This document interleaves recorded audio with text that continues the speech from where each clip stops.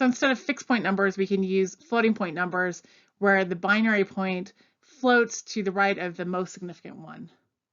And this is similar to decimal scientific notation. So for example, some number 243, we have our decimal point here, and in scientific notation, we're going to float that decimal point to the right of the most significant digit, and this would become, so instead of 243 times 10 to the 0, right, this 10 to the 0 we usually don't write, but we float that binary point, or decimal point in this case, to the left, and we get 2.43, and then we increase that, that power by the number of places that we move the decimal point to. So 2.43 times 10 to the 2.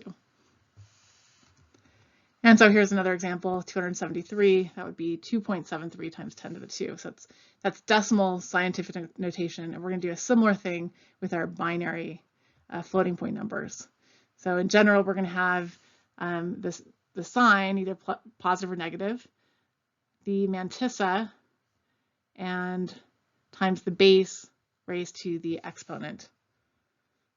So m is the mantissa, b the base, and e the exponent. So for example, here the mantissa m was 2.73, the base is 10, and the exponent value is 2. And so in our floating point numbers, our base is always going to be base 2, so we don't encode that, but we do encode the rest, the exponent value, the mantissa, and the sign. So floating point numbers are like scientific notation, and when compared to fixed point numbers that we just talked about, they allow us greater dynamic range, so smallest to largest. So we can get, larger numbers or smaller numbers, and we trade off precision for that. So arithmetic is harder because now we have all these different fields. The mantissa has to be aligned before adding them, because maybe one's to the second power and one's to the fifth power, and now we have to make those mantissas aligned before we add them. And this costs both performance and power. So it slows down that, it takes a long time, and it costs power. So fixed point numbers, on the other hand, they're harder for the programmer.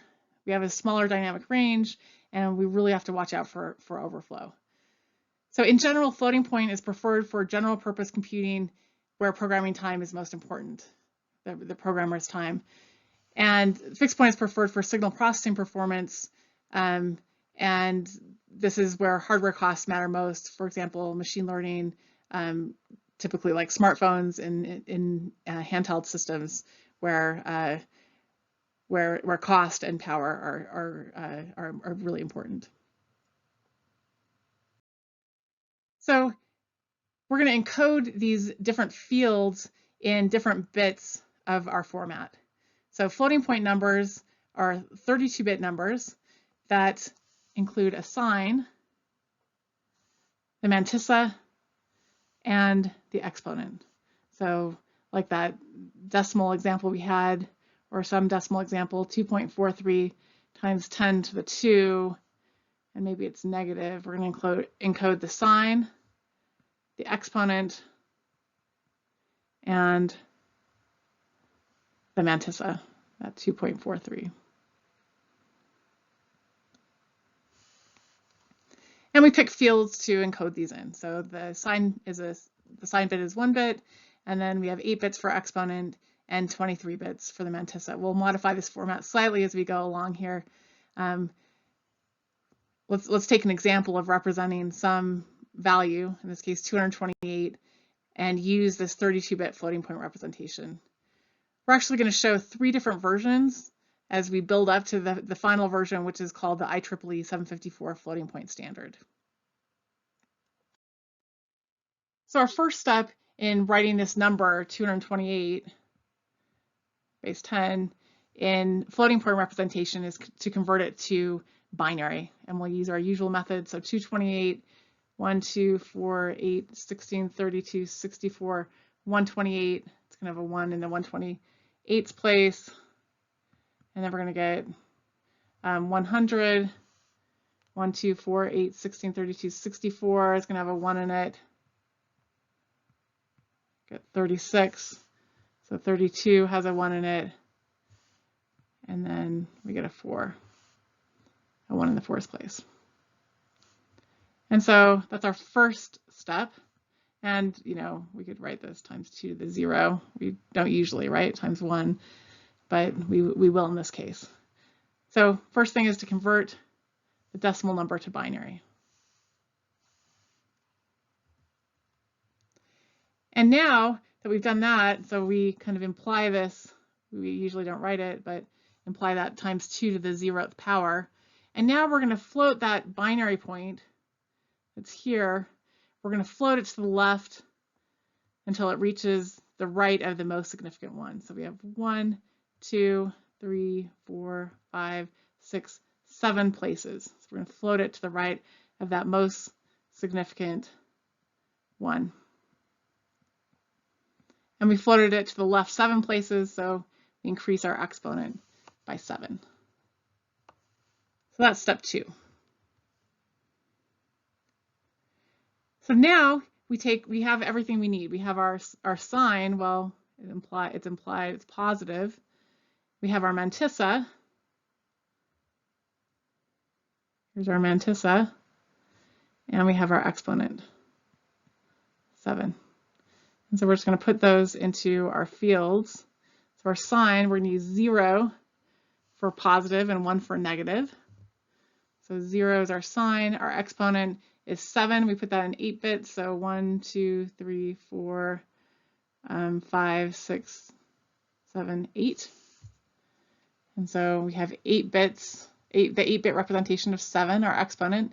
And then we just put our mantissa into the remaining 23 bits. So we have 1, 1, 1, 0, 0, 1. So here's our mantissa, 1, 1, 1, 0, 0, 1, and then we just fill the rest with zeros.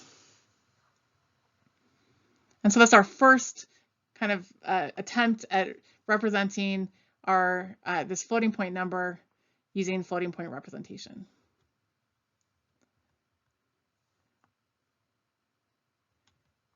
Okay, so common error is to try to go directly from 228 to scientific notation.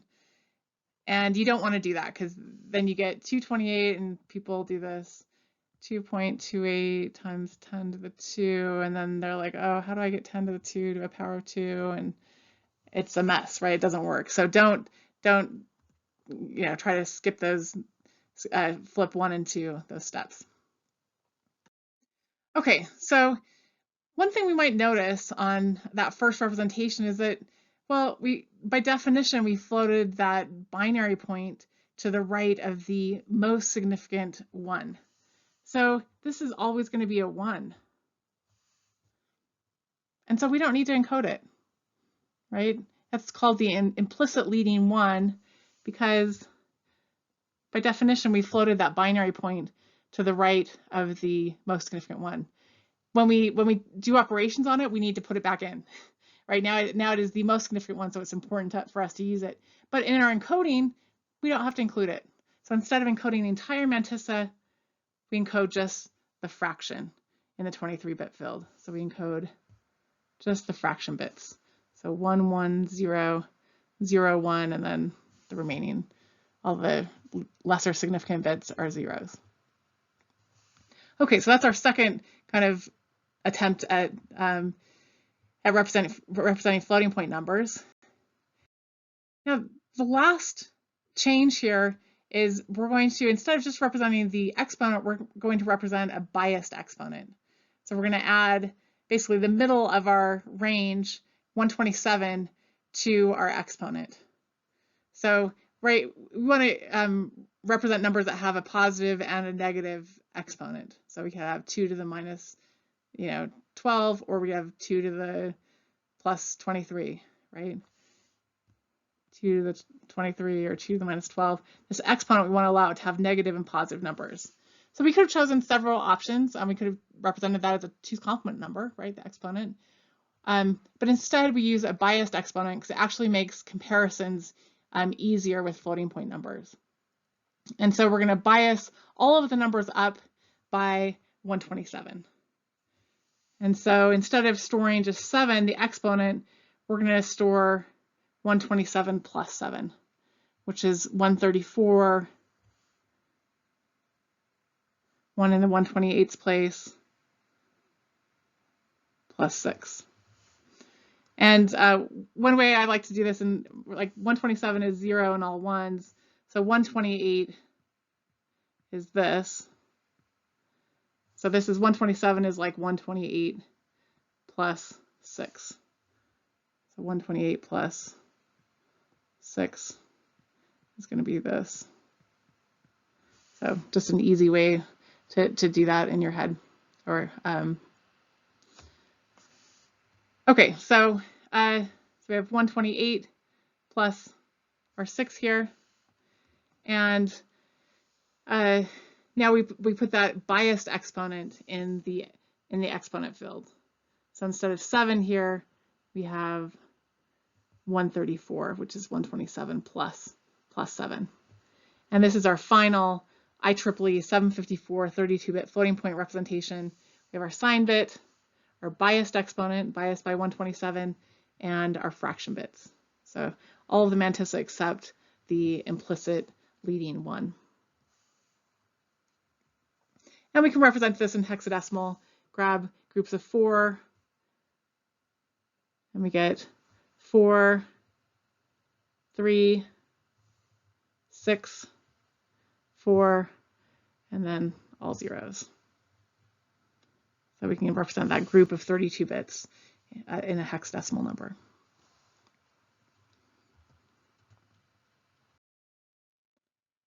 So let's do another example. Let's suppose we want to represent 58.25 in floating point in IEEE 754 floating point standard. Well, 58.25, so 58 is 1, 2, 4, 8, 16, 32, 64 is too big, so we're going to put a 1 in the 32's place. 58 minus 32, we're going to get 26, so we have 16 plus 10. 16 plus 8 plus 2. Okay, so there's 58, right? We're going to represent that magnitude. We already know the sign bit's going to be 1 to indicate that it's negative. So we have 58. We still need to do the 0.25. Well, 0.25 is a fourth. So here's a half is 0, and right, 2 to the minus 1's place, and 2 to the minus 2's place, or a half and a fourth. Okay, so we have our number written, the magnitude of the number written in binary, and now we're going to float that exponent. Remember, this is implied times 2 to the 0. We're going to float it to the left until we get to the right of the most significant one. So 1, 2, 3, 4, 5 places. And we're going to get 1.11101001 times 2 to the number of places we floated it to the left. So 5. And so now we have our fraction bits. We're going to put in here. We have 1, 1, 0, 1, 0, 0, 1. Remember, we don't encode that one. If we're ever going to do arithmetic manipulations with it, we want to definitely put that back in, but we don't need to encode it. So 1, 1, 0, 1, 0, 0, 1, and then all zeros, the remaining bits. And now we have this exponent of 5. We need to bias it by 127. So it's 127 plus 5 equals 128 plus 4. So we have 128 plus 4, which is 132. Okay, so now we put those bits in here, 1, 0, 0, 0, 0, 1, 0, 0. And now we have our 32-bit IEEE 754 representation of minus 58.25.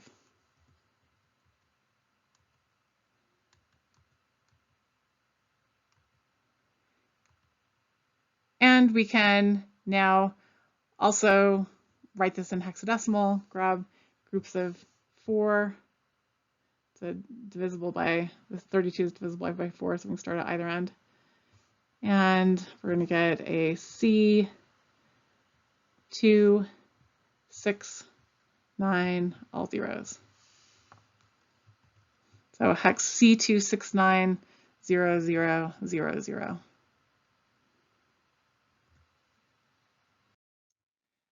So there are some floating point special cases, and one of them is actually a pretty common case. So the case where we have 0, right? We often use 0 in our calculations, and actually 0 doesn't have a 1 to float.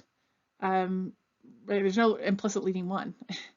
So we have to choose a special encoding for that, and we choose the encoding, right? The value 0 we're going to encode as all zeros in the exponent and all zeros in the fraction, and turns out we have plus and minus 0. So the sign bit could be 1 or 0. And then we also have values like infinity, minus infinity, and not a number. For example, when you divide by 0, your result will be, you'll get not a number. And so we have these special cases, which our hardware is going to have to, when we build these floating point units, we're going to have to, deal with these special encodings as well. So another thing that makes it more hardware and the performance lower. So for floating point, we have single precision and double precision. Single precision is what we just talked about with 32 bits of encoding, 1 sign bit, 8 exponent bits, and 23 fraction bits. And the bias is, the middle of that range of 127. Double precision uses 64 bits, and you'll notice, right, we're not increasing the range a little bit, right? Where instead of 8 exponent bits, we have 11 exponent bits. But the biggest change is the number of fraction bits, right? We're more than doubling the fraction bits, so we're increasing the precision of the number. So if we're trying to measure like the roundness of an electron or something, we need very high precision. So we're going to use double precision floating point numbers. And the bias is in the middle of the range for the 11 exponent bits. Now the bias is 1023. So floating point numbers, they can also overflow. A number could be too large to be represented, or it could actually also underflow where the number is too small to be represented. And we also need to round. So now we have a fixed amount of precision on our fractions or on our numbers, right? In our fraction bits, our 23 fraction bits. And so we can choose a rounding mode. We can round up, down, toward 0, or toward nearest. So here's an example. Let's suppose we can only use 3 fraction bits. So 3 fraction bits here. Right now we have 6. So rounding down, we're going to just basically take off those bits. Rounding up, we're going to increase that least significant bit to 1. Rounding towards 0, well, it's a positive number, so rounding towards 0 is the same as rounding down. And then rounding to nearest, it turns out that 1.625 is closer to 1.578125 than 1.5 is, right? The other option would be that. So it turns out that 1.625 is closer to the number that we want to represent. And so that's called a rounding to nearest.